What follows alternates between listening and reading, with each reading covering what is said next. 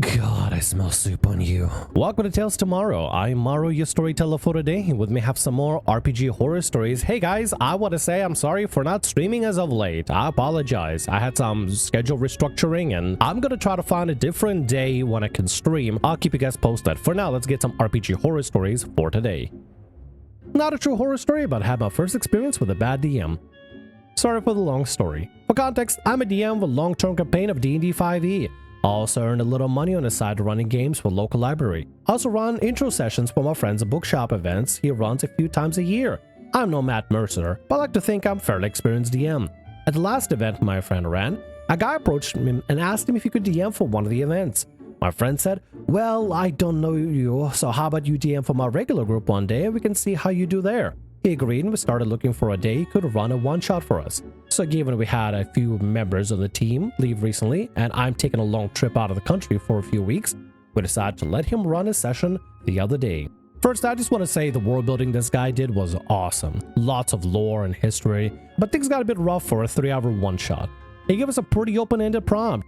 The prompt suggested we'll be exploring islands from ship, and with him allowing early firearms, I built level 4 fighter with a musket, going for a real pirate vibe. The session began with us arriving on an island, and thus their railroad begins. I'm pretty sure we could have gone anywhere and the 8 plot critical NPCs would still have found us. We'd still have ended up in a local village in the trees, with a friendly local girl welcoming us and then saying she had run an errand that night, so we should go to bed, so she would see us in the morning. I naturally narrated my character going to sleep. DM tells me a few hours later, I'm nervously waiting by the window to see the person return, even though I'm asleep. Just as she gets home, we spot something going towards our home. The party rushes to help, arrives, takes 18 psychic damage, and is frozen in fear as the murderer flees. Okay, hold on a second. We immediately, the pacing of this story, like this last paragraph, feels like it's going at breakneck speed. Your DM describes that your character is doing something that you're not doing, standing by the window waiting for the NPC, and you're clearly asleep. And then apparently you spot that something's going on, somebody's prowling around the house, and the party is forced to rush outside and take 18 psychic damage for what reason? Is there save for it, or just flat 18 psychic damage just for the sake of it? And then they have to watch frozen in fear as the murderer flees. Oh, is this a murderer now? You know what it feels like? It feels like the DM is just trying to rush along through the story and trying to get everybody be on this great track that they're trying to make for the sake of. I don't know what's going on, honestly, but it's already going a little bit chaotic. I can't tell if it's because the writer writing or it's just the DM's pacing. When I can move, I set off in pursuit. It's fleeing through the trees.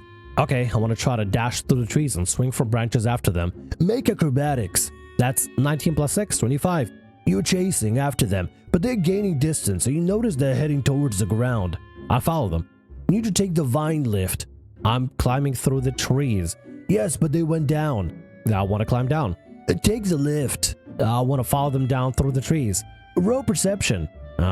Okay, 2. You don't see how they got down. I don't want to follow the exact route. I want to climb down a tree. Take the lift. So I realized later, DM needed the killer to escape, so they're apparently flying. Why them flying stopped me climbing a tree, I'm still unsure. We're then encouraged to take a short rest, right after a murder, and when the victim's father is promising to go to war in retaliation. After a rest we didn't want to take, our party set out to solve the murder. But we are told we should investigate with 8 important NPCs we met before. I barely remember any of them because we met them all rapidly one after the other. So visit a priest, he seems nice enough, but suddenly a guard captain starts to shout at us to get away from the priest, or she will have her men kill us, and then gives us 5 minutes to leave. None of us get to roll anything to try and calm her down, because we aren't supposed to be speaking to the priest yet, so the DM needs the angry captain to scare us away. Okay, yeah, this is 100% a railroad. From the fact that you can't do anything specific other than what the DM specifically scribed for you and pre-scripted for you, you have to go down a lift to chase down the killer that's supposed to be able to get away. You can't climb down a tree, you gotta go down the vine lift specifically. Even though you're able to climb up a tree already in the first place, if you couldn't climb up a tree, why'd your DM let you climb through the tree and chase through the branches and everything. Why do that even? And then when it comes to having to talk to the NPCs, you have to talk to them in a specific order, or somebody's going to start barking orders at you and tell them, not yet, you gotta go talk to the other NPC. Like, at this point, what is the point of running a game where somebody needs to follow a specific guide or like a specific marker or a compass in order to know which NPC they need to talk to and stuff, right? Like, the fun part about role-playing games and TTRPGs in particular, specifically TTRPGs, is that you can have that self-autonomy. You can choose who you want to talk to one by one to gather important information. Maybe talking to the priest is a shortcut to try to get the most vital information because maybe he's seen something last night that other characters just didn't. What's wrong with having to talk to the priest first instead of talk to the priest last? Why does it have to be in any specific order? Why not just say, hey, talk to these other 3 NPCs first? Maybe you can get some information from them instead of just be like, you could talk to any of the 8 NPCs without telling the party specifically there's a correct order to talk to them. That's stupid. That's really dumb. It's like, it's not even a railroad. You know what it is? It's like an invisible Skyrim compass is pointing to an NPC, but you can't know which one that is. You have to figure out by talking to every single one of them until you get the next quest flag completed. It's so stupid. Then we chase down someone who might have witnessed something important over some moving cliffs, because of course we had moving cliffs. These cliffs require us to make 2 perception checks. Felt like a DC 14 and 2 athletics acrobatics checks. DC seem depending on how well the perception went. Fail 1 acrobatic check and you fall from the cliffs, taking 46 damage, potentially 40% of my health pool. And I'm already down 3 hit dice from the random psychic damage earlier. Trying to use my ropes to time myself off. As a DM, I love when players do this. If you do something like that in my game, I might give advantage on checks or reduce the DC or damage you get for fall. What does it get me? You can climb up from the rock when you fall rather than being washed out to sea. So either that was lethal trap or nothing I could do to make any difference here. Druid solves a puzzle by wild shaping into a giant spider.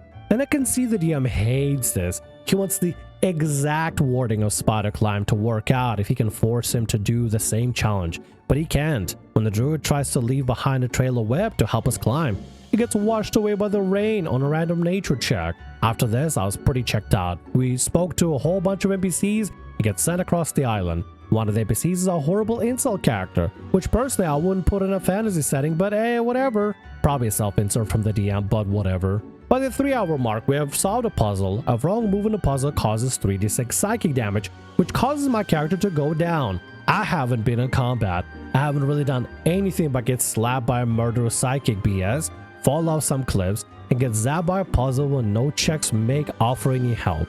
So at this point, given it's been 3 hours, me and another player have work in the morning, and most of our sessions last 3-ish hours. A couple of us call it and say, we have to go because of work. The game kind of ended there. I got some feedback from our players though. None of them felt like it was a particularly good session.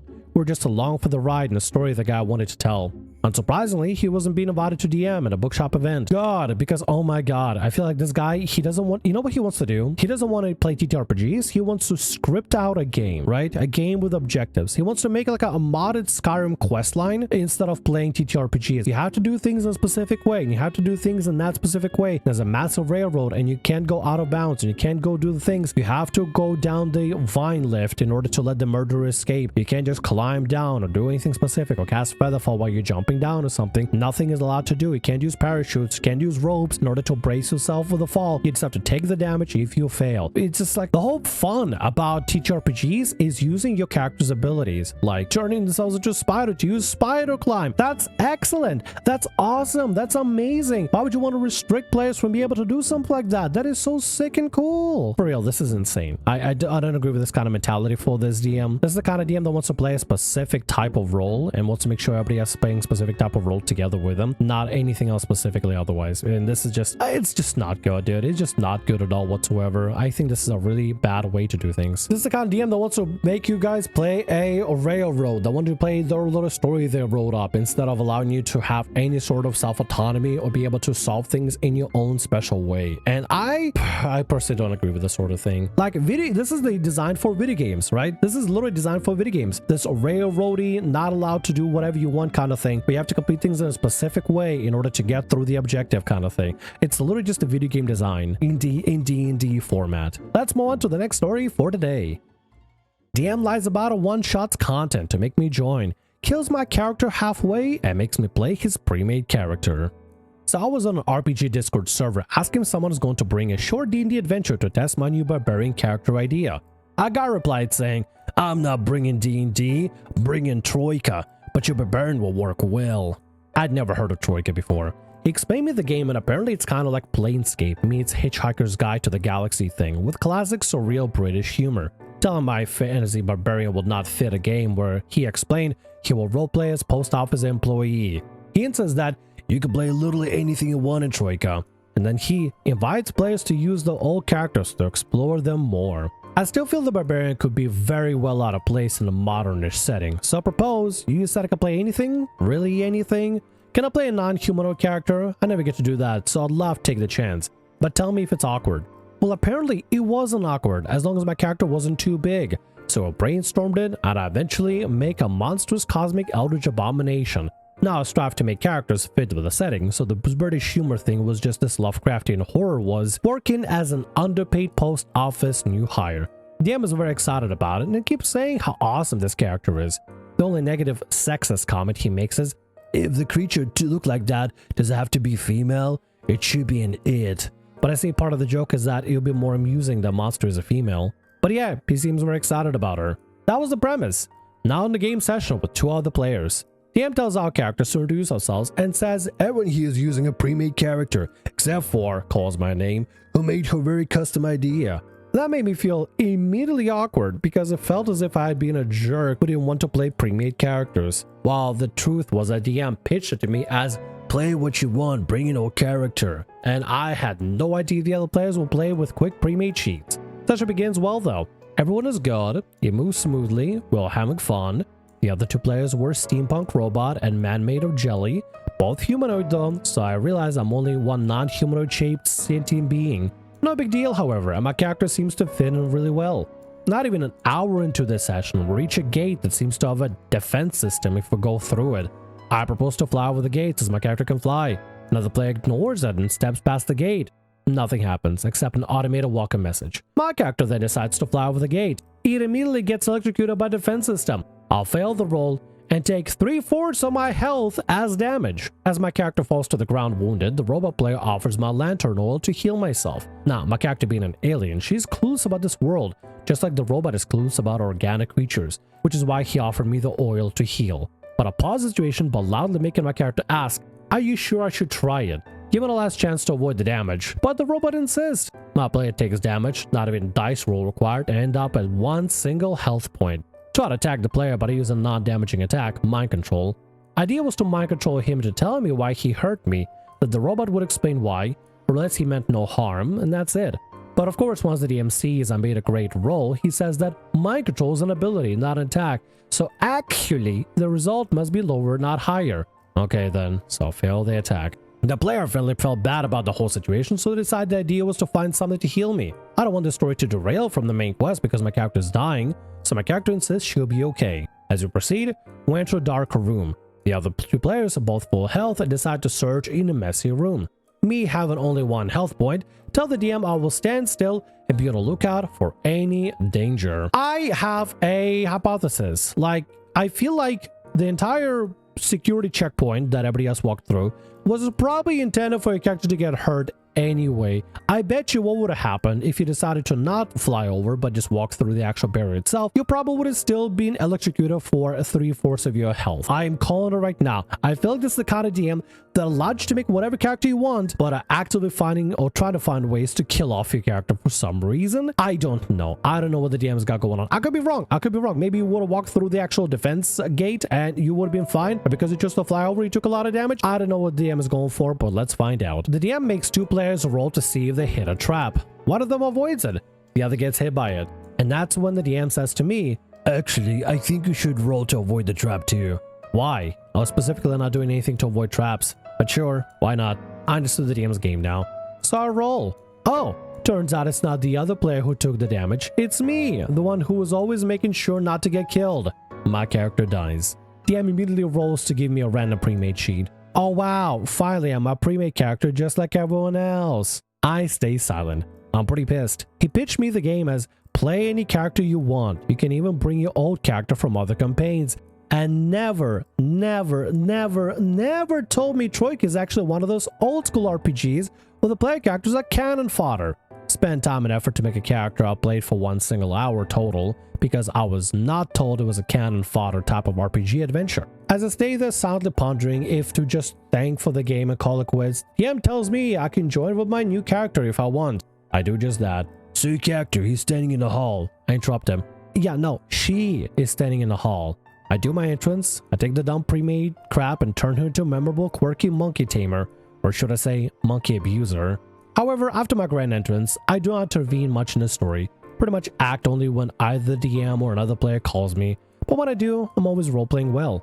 I do not disrupt the adventure, I don't leave, I play well, but everyone clearly saw I was not invested anymore. And that's a long story of when the DM promised me play anything you desire adventure when he actually did not want that, even if my character was tailored to the game setting itself. Wow, I didn't realize we're gonna be doing like a railroad adventure kind of stories back to back. Yeah, no, this DM sucks, dude. This DM sucks. Like, okay, if you're playing an old school RPG where the entire gist is your character will die and you basically have to have a bunch of expendable like backup characters that you're gonna be playing, you should probably let the players know ahead of time, right? I mean, like, if not, somebody doesn't know anything about it, right? I think the very first selling points you should talk about the game is its key aspects. Play the specific thing, but have a bunch of backups because one of those old school grinder kind of thing. Like, if the player knew about it, right, they wouldn't go out of the way to make this like Lovecraftian eldritch monstrosity of a character that's working as a post office worker that will probably make a bunch of throwaway accounts, or just wouldn't even bother making anything specific. They'll just use any of the pre-mades that are available just to keep it simple, keep it easy. Like, if the entire gist of the game is just to go through a bunch of character sheets for the sake of going through a bunch of character sheets because that's the design of the game, then just let the player know that ahead of time. Let them know that this is that kind of game and you're gonna go through a bit of a grinder for your characters, and that's just part of the idea. That's part of the fantasy that you're gonna be playing. But no, we gotta railroad somebody in order to make sure their character gets killed off immediately so they can be replaced with basically a pre-railroaded adventure. Basically, it's almost a bit of a railroad, kind of trying to railroad a player character to be killed off so they can get a pre-made cheat so the game can actually move on properly. If I feel like the DM initially was like, yeah, it's a really cool idea. Make the character you want so I can kill him off within the first 5 minutes and force you to play as this pre-made character that I made. Or I guess maybe generated by the system. I don't know if the DM specifically made this character or not. I'm not fully sure. I don't know how this game works. I never heard of Troika before. I have no idea anything about it. But to not advertise to the player that this is a kind of game where you're going to be going through character sheets and just going through the grinder of things, I think it's a really bad faith thing to do. Genuinely. The time my DM railroaded my character into a marriage against my will. This is my only D&D horror story from back in 2000s when I was a teen in high school. Told the story in various Facebook groups and figured, hey, why not share it here? Some context, I went to a different school from my circle of best friends. It was one of those all-boy private schools. I was relentlessly bullied and only had 2 friends there, but were also some flavor of outcast. I'ma call those 2 DM and Seraph. He played a fully chaotic half-angel. So, my main reason I was bullied so much is that it was in early 2000s and the term asexual didn't really exist. So when the other guys found out I didn't seem to care about sex, they immediately assumed I was gay and bullied me accordingly. This was the 2000s. And now we get to the D&D part of my horror story. So me, DM, and Seraph became friends in our 3rd year. They introduced me to a local card shop that had some gaming PCs you could log in time, as well as D&D tables. We'd hang out there every Friday. I was a blatant as bread self-insert 20-year-old half-elf sorcerer, fresh out of magic school, who didn't pick up loot most of the time because I was afraid I would count as stealing. Basically, we're trying to stop some kind of a dragon cultist from absorbing the souls of several powerful dragons, so a very low-level party of 2 had to try to find a way to kill them first, while avoiding direct combat. We had a few wacky short adventures. I killed a red dragon via a very simple puzzle, while Seraph hilariously decided to fight him. We spent most of the dragon's hoard money reviving him after he was one-shotted. I accidentally burnt down an entire green dragon's forest with a fireball, with us inside it, and Seraph had to fly me out Sonic and Tails style. Another hilarious incident I never got to live down, etc, etc. And then things took a turn at some point. I forget what exact details that set him on this path, as well as precisely what year of high school I was in, and thus what age we all were, but DM got into his head to have my character get married to a good-aligned succubus, and said it was going to happen even if I complained. And I didn't tell him I didn't want that to happen. Every time he mentioned that he was planning that session. Why DM decided to do this was a mystery to me, but I suspect it was his way of trying to quote-unquote cure my quote-unquote prudishness as he saw it. Again, being ace wasn't something really understood among high school teens in the 2000s. I don't know about y'all, but like in high school, I didn't really care too much for relationships myself too. I mean, yes, as a young, healthy, well, semi-healthy individual, high school individual, I too thought of girls, and girls made me blush and stuff, peppy, shy and everything. But I think most of my time was just spent focusing on video games really, and then school, but mostly video games. Don't tell my mom. I don't know if I would consider myself ace. I just had different priorities, I guess.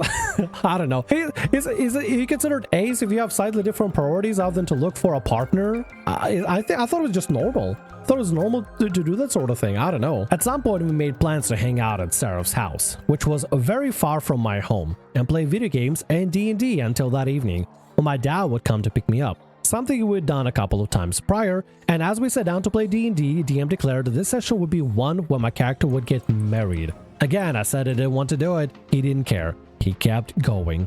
So this captive audience type setting where I couldn't really up and leave even if I had the guts to. I was a pushover back then too, so timid.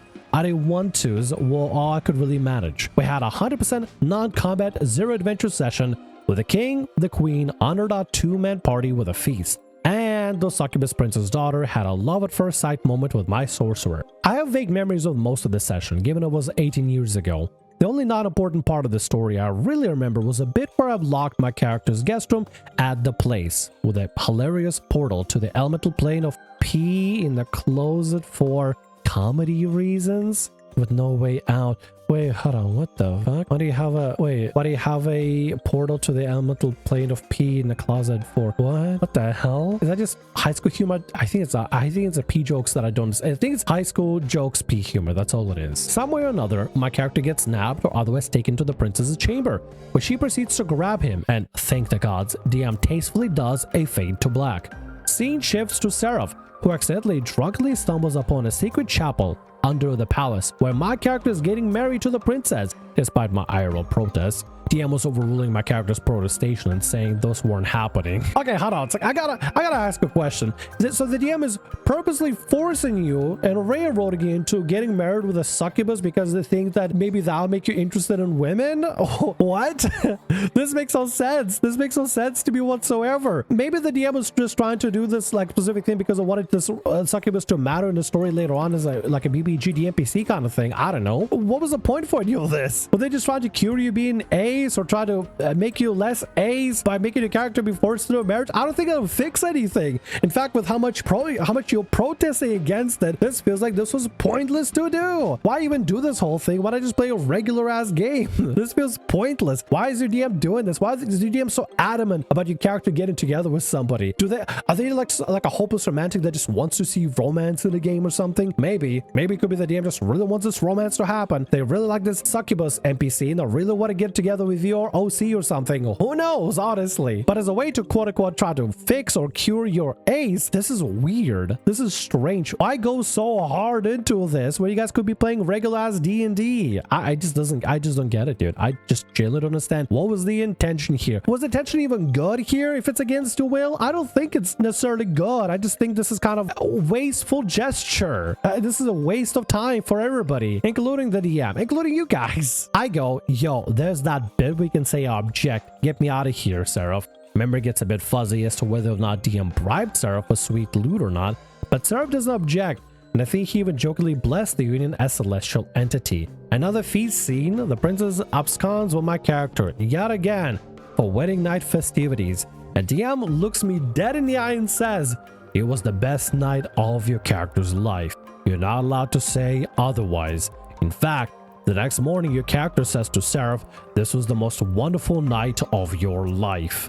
Yup, my high school DM hardcore railroaded me, even hijacked my character's free will to have my self-insert character marry a succubus and have his first time, and told me it was the best night of your character's life. You're not allowed to contradict me. Even though I repeatedly said I, as the player and as a character, didn't want to, because it turns out I'm ace. It never got so uncomfortable again, at least. But Princess Succubus showed up every other session to graciously gift the party a whole bunch of important resources as a sign of love for her loving husband, wink wink, and to flirt with my character, again, over my complaints. Finally, DM gave my sorcerer a recharging rod of frost and flame with some neat spells in it to shut me up. And yet he wondered why I started playing my character as a completely deranged, chaotic, neutral, fireball-loving lunatic afterwards.